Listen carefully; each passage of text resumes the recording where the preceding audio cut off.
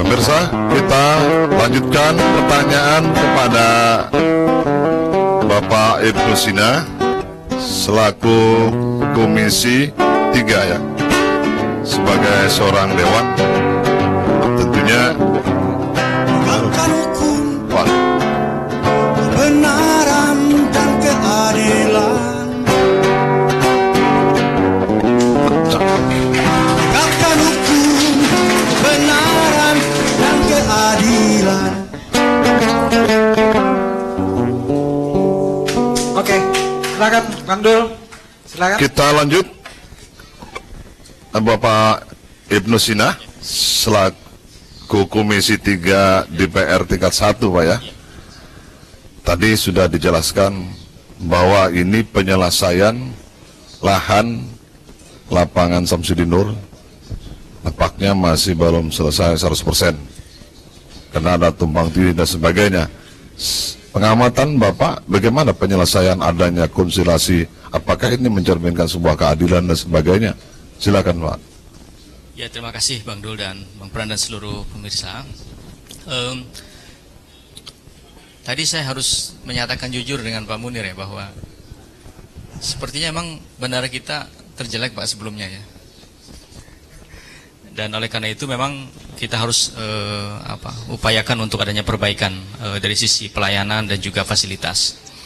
Kami di DPRD Provinsi Kalimantan Selatan, khususnya dari Komisi 3 yang menjadi mitra beliau ini dari Angkasa Pura dan Dinas Perhubungan, sejak tahun 2010 sesungguhnya sudah melakukan upaya-upaya untuk segera menyelesaikan proses pembebasan itu. Karena memang awal proses pembebasan itu sejak tahun 2010, Pak. Walaupun sejak 2003 misalnya ketika ada upaya untuk menjadikan Bandara Samsudin Nur sebagai embarkasi haji, dan itu juga menimbulkan korban juga dari aspek hukum. Saya tidak ingin aspek pembebasan lahan ini juga ada aspek korban hukum juga, seperti kasus korupsi yang sedang saat ini kuat dugaan itu sudah terjadi. Dan ini sebelum dibangun proyek saja sudah terjadi indikasi korupsi. Oleh karena itu memang perlu kita cermati bersama-sama.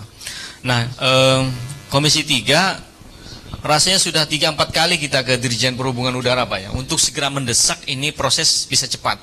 Dan komitmen Angkasa Pura adalah menyiapkan anggarannya. Sementara dari pemerintah provinsi dan pemerintah kota Banjarbaru adalah dalam proses pembebasan lahannya. Ternyata 3 tahun berturut-turut 511 miliar yang dianggarkan untuk pembebasan lahan Bandara Samsudin Nur itu setiap tahun kembali terus ke perusahaan. Dan itu Pak Munir sebelumnya juga Pak Gerit selaku JM ya mengeluhkan itu. Ini sangat mengganggu kinerja perusahaan karena setiap tahun dianggarkan 511 miliar, tapi setiap tahun itu juga kembali karena tidak terbebas-bebaskan lahan bandara ini. Nah, saya dulu sempat curiga dengan masyarakat tidak mau lahannya dibebaskan, tapi sekarang sudah mulai ada titik terang, ternyata bukan di masyarakat masalahnya, justru kuat indikasi di tim pembebasan sendiri. Di timnya ya? Iya, itu yang kemudian kita lihat akhir-akhir ini sepertinya mengarah ke sana. Dan kami di Komisi 3 hanya menjalankan fungsi pengawasan, karena bandara kita ini dibangun tidak menggunakan APBD provinsi, tetapi menggunakan anggaran dari Angkasa Pura, ataupun juga nanti akan ada bantuan dari APBN. Saya kira itu penjelasan. Kira-kira dengan keterlambatan ini kan untuk kemaslahatan orang banyak, ya, untuk publik. Pertanyaannya adalah apa yang dilakukan DPR untuk mendorong agar cepat terbangun? Janjinya kan dulu 2012 sudah ada, kemudian dijanjikan lagi 2014. Pertanyaannya, bisa tidak anggota DPR dengan institusinya itu mendorong pada 2016 itu jadi bandara itu, bisa tidak? Kita menginginkan demikian sih. Komisi 3 sudah memanggil panitia pengadaan lahan, pengadaan tanah ini, Pak Sekdako Banjarbaru ketuanya, dan sudah ada komunikasi dengan di rapat dengar pendapat dengan Komisi 3, dan beliau sudah menjelaskan juga terkait dengan progres dari 53% sampai 63% kemarin sampai 83% sekarang. Dan saya kira Komisi 3 berada dalam posisi mendesak segera ini untuk dilakukan proses pembangunan. Jangan sampai proses hukum yang terjadi belakangan ini mengganggu rencana untuk groundbreaking, kemudian peletakan batu pertama dan proses pembangunan, karena bandara kita ini sudah sangat tidak memadai untuk sebuah kota seperti Banjarmasin atau Kalimantan Selatan, dan saya kira tugas kita bersamalah untuk kemudian mendorong ini bisa cepat dilaksanakan. Tapi saya ada memiliki pertanyaan, ternyata bukan yang bermasalah di masyarakat, begitu, betul? Ya. Jadi yang bermasalah di mana, Pak? Yang bermasalah di mana nih? Pihak-pihak yang terkait di situ, ya. Seperti saya katakan, panitia pengadaan. Panitia pengadaan. Dan saya kira dalam tanda kutip ada semacam mafia tanah yang kemudian mengkoordinir itu semua, sehingga kemudian masyarakat yang pada awalnya mau menjual dengan harga yang sudah ditetapkan, kemudian berlarut-larut, kemudian tidak mau, dan pada akhirnya ada yang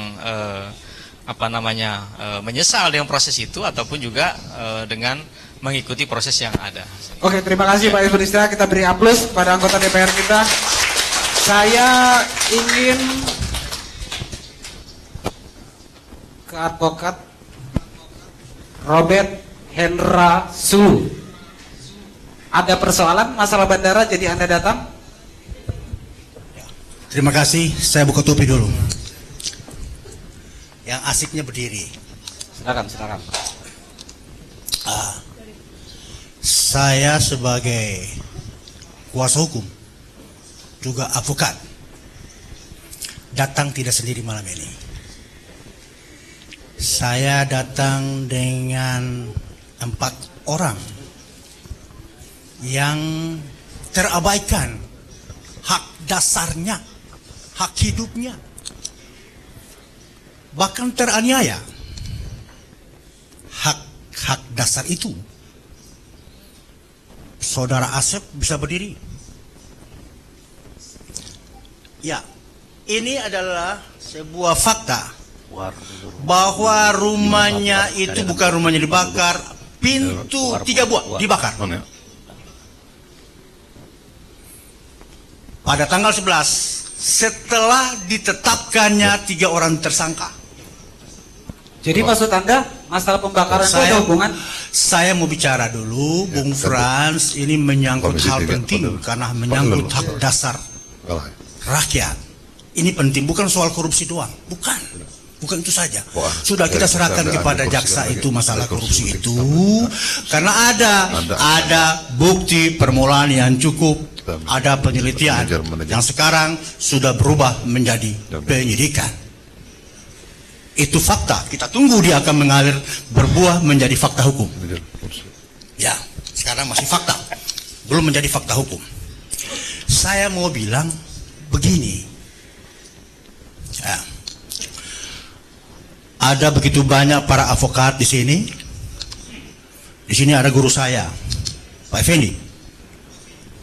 Tolong dikoreksi pernyataan sikap saya karena menyangkut masalah hukum tata negara. Tentang persoalan di Bundara itu dari 2011 itu mulai sosialisasi. 2012 katanya mau selesai. Kata Pak Gubernur, katanya 2013 harus tuntas. Kata dari Angkasa Pura juga 2014. Katanya, faktanya kita uji malam ini. Ada hal yang menarik yang disampaikan oleh Pak Munir tadi, masalah konsinyasi. Omong doang. Saya harus menyampaikan itu. Dan saya juga mau bilang sama kuasa hukumnya, belajar hukum acaranya. Konsinyasinya itu sampai sekarang kita tidak pernah mendapatkan telas panggilan. Sudah 6 bulan Pak, tanggal 20 surat yang disampaikan oleh sahabat saya yang sekarang jadi tersangka dan malam ini dia tidak datang. Kita tanyakan itu. Sahabat saya dia, jadi tersangka, dia tidak datang. Semestinya harus datang malam ini. Datanglah kita dengan hati nurani. Ya. Konsinyasi itu hanya surat. Jangan kamu bayar administrasi untuk relas panggilan pun tidak pernah mereka penuhi. Dan ini sangat berbahaya. Saya mau bilang, Jangan sampai dia cantol-cantol ke pengadilan. Sampai sekarang mereka punya surat itu diabaikan karena tidak pernah dia memenuhi syarat administrasi. Saya ragu dengan pengacaranya itu. Sampaikan ke dia, Robert Hendra Sulu bilang. Oke, supaya kita ulang ini lagi. Persoalannya apa nih jadi masyarakat nggak mau pindah? Itu yang akan sistem pertama saya sedikit saja. Akibat daripada masalah tadi sudah disebutkan, meskipun malu-malu anggota dewan yang saya hormati, tidak perlu santun-santun kalau masalah korupsi, langsung aja deh. Ya. Saya bilang begini. Ada hak dasar yang terabaikan, bahkan teraniaya. Di sini ada pakar hukum di sini, Pak Effendi. Tolong koreksi pernyataan saya. Oleh karena itu, ya, yang katanya tidak pernah menjadi fakta, apa namanya itu? Saya mau bilang, kalau katanya tidak pernah menjadi fakta, apa namanya itu? Bohong. Dengan pengadilan pun dia tidak pernah melakukan apa yang dimaksud, apa yang dimuat dalam surat itu. Tentang konsinyasi tidak pernah ada. Oleh karena itu, saya apabila mereka tidak melakukan apa yang pernah diucapkan, ini kan seperti langit dengan sumur, antara katanya dengan fakta. Seperti langit dengan sumur. Tidak perlu kita diam kalau begini, harus berteriak. Dan saya berteriak bukan hanya diintapai dengan nyanyian saya akan berteriak itu. Sedikit lagi, Frans. Karena tidak menyelesaikan, saya akan melakukan tindakan hukum onrehmatik overhead 1365 hukum perdata. Terima kasih. Sekarang pertanyaannya, bisa tidak tanpa ada pengadilan? Misalnya berapa sih masyarakat ingin dibayar per meternya? Ya, supaya kita bisa bangun bandara. Saya langsung saja, tidak pernah akan ada kesepakatan sepanjang sudah ada kesepakatan untuk membuat kejahatan.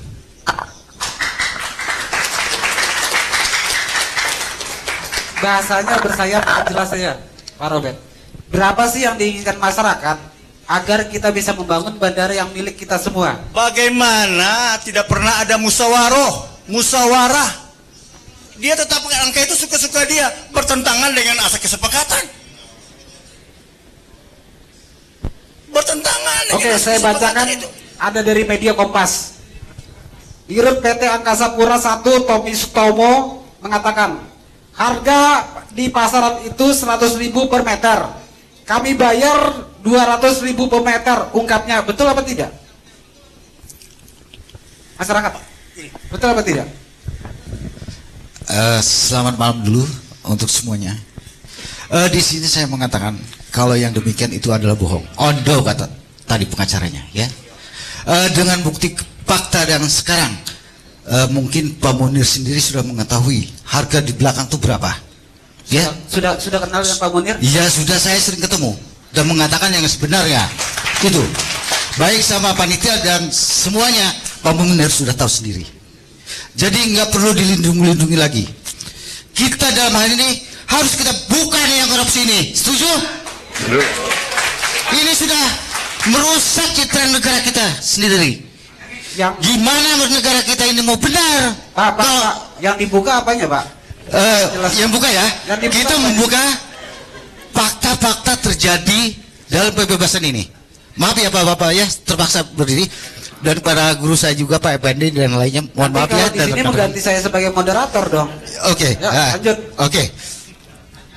Di sini kalau kita lihat fakta dari pembebasan yang dilaksanakan oleh panitia, baru 2 kali nego, belum ada kesepakatan sama sekali antara warga dan panitia. Jadi bukan salah Pak Munir kan?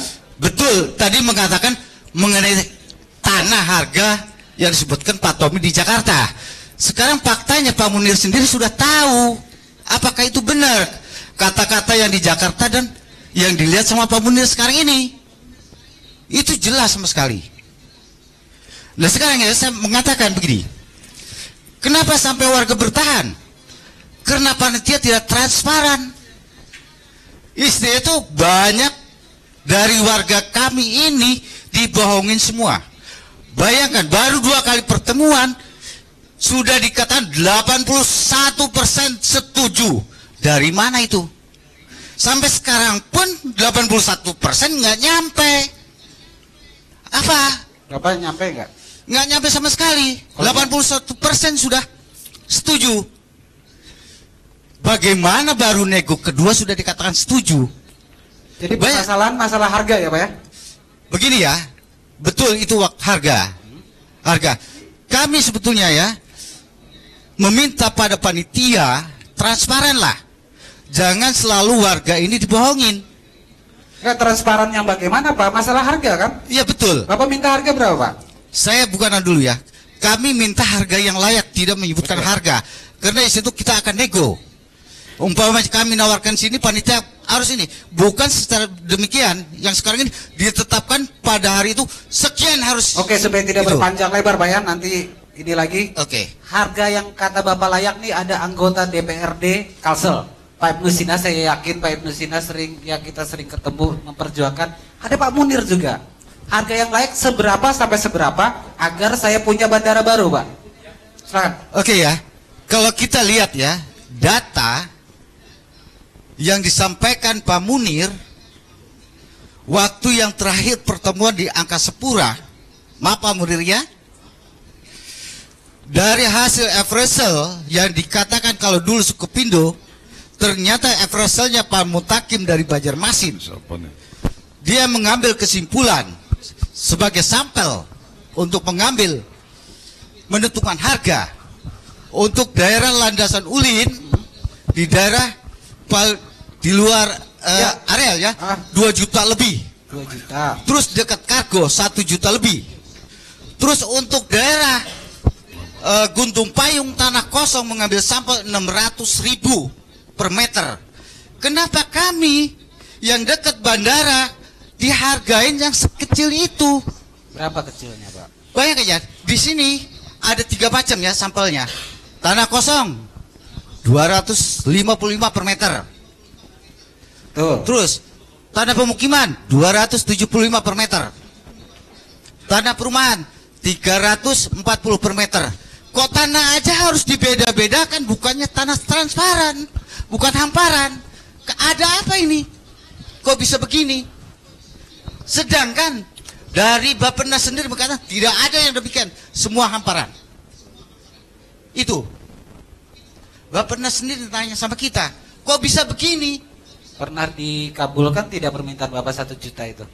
Untuk 1 juta tidak ada nego-nego. Pokoknya kata panitia harga segitu tidak akan bisa berubah sampai kapanpun, sampai mati pun tidak akan berubah. Itu katanya. Apakah ini demikian? Kalau demikian Bapak sampai kapan pula akan berubah? Kita gini ya, kita duduk bersama-sama. Oke, kita bicarakan sama-sama. Karena setiap tahun inflasi tanah itu sudah setiap tahun pasti naik. Tidak mungkin akan tetap terus. Oke, jadi gini Pak ya, kalau kita misal suatu saat BLF bisa duduk bersama, mungkin selesai Pak ya? Mungkin selesai. Dari dulu pun kami minta, mari kita sama-sama bicarakan dengan baik. Dan tolonglah panitia, ikutilah peraturan dan kepres dan undang-undang itu sendiri. Jangan berdasarkan panitia hanya keikhlasan. Apakah ada pembebasan berdasarkan keikhlasan? Saudara Asep, Ya, betul. saya sudah menanggapi bahwa saudara kecewa dalam hal ganti rugi. Ini menurut saudara, apakah memang ada oknum yang bermain dalam pengganti ini? Kalau kita lihat ya, untuk sekarang sudah pasti. Dari dulu pun kami sudah isinya itu sudah meninjau ya. Ini ada suatu permainan yang tidak benar. Tidak benar ya? Sebelumnya pun kami pernah membuat sanggahan yang kami tujukan kepada gubernur, wali kota, kejaksaan, pengadilan supaya mengawasi pembebasan ini. Ternyata tidak ada sama sekali. Saudara ketahui bahwa dalam pembebasan tanah itu kita menggunakan landasan hukum. Ya, Bila ada tidak sepakat, memang ada tim menggunakan kepres sehingga ada nanti penetapan terakhir. Nah, saya mau tanya, apakah saudara masih siap berjuang? Sedangkan saya lihat fakta rumah saudara terbakar ya. Saya akan tetap berjuang. Karena di sini di belakang saya warga masih 140 yang Baik. isinya tuh dijolimi sama orang-orang ini. Ini rekan saudara Pak, tolong kasihkan Betul, kepada, menghadiri coba cuma bicara Pak, bagaimana masalah punya Bapak ini, apa memang Bapak ikut-ikutan tidak mau diganti rugi atau gimana Pak? Silakan Pak, siapa namanya ini Pak? Kami Nur Rahman, warga dari RT 41, termasuk kita juga sebagai ketua RT sendiri. Kalau warga semua Pak ya, di sini yang kena ada 3 RT. 3 RT ya? 41, 42, 43. Dari dasar awal nggak ada yang menolak Pak, semua mendukung.